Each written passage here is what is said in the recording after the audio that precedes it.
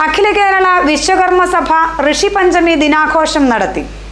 അഖില കേരള വിശ്വകർമ്മ സഭ കോതമംഗലം താലൂക്ക് യൂണിയൻ സംഘടിപ്പിച്ച ഋഷി പഞ്ചമി ദിനാഘോഷം ആന്റണി ജോൺ MLA ഉദ്ഘാടനം ചെയ്തു. KV വിദ്യാസാഗർ അധ്യക്ഷത വഹിച്ചു.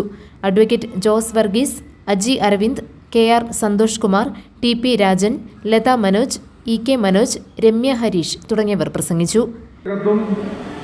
ദളിതനും പിന്നോക്കക്കാരനും ന്യൂനപക്ഷ വിഭാഗത്തിൽപ്പെട്ട ആളുകളുമൊക്കെ വലിയ തോതിൽ വേട്ടയാടപ്പെടുകയാണ്.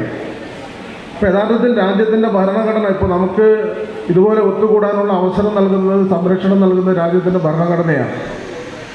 ഇന്നിപ്പോൾ നമ്മൾ പരിശോധിക്കുമ്പോൾ ആ ഭരണഘടനയും ഭരണഘടനാ മൂല്യങ്ങളുമൊക്കെ വലിയ തോതിൽ ചോദ്യം ചെയ്യപ്പെടുന്ന ഒരു സാഹചര്യത്തിനകത്താണ് നമ്മളിവിടെ സമ്മേളിക്കുന്നത്, അല്ലെങ്കിൽ നമ്മൾ ഈ സമൂഹത്തിൽ ജീവിച്ചു പോകുന്നത്. അപ്പോൾ ആ രാജ്യത്തിൻ്റെ ഭരണഘടന ഓരോ പൗരനും നൽകുന്ന സംരക്ഷണമുണ്ട്.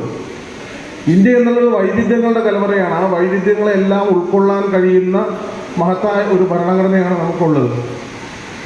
ആ വൈവിധ്യങ്ങളെല്ലാം ഉൾക്കൊള്ളാൻ കഴിയുന്ന മഹത്തായ ഭരണഘടനയെ, ഭരണഘടനാ മൂല്യങ്ങളെ ഇന്ന് ചോദ്യം ചെയ്യപ്പെടുന്ന സമകാലീന ഇന്ത്യൻ സാഹചര്യത്തിനകത്താണ് നമ്മളും ഈ സമൂഹത്തിനകത്ത് ജീവിക്കുന്നത്.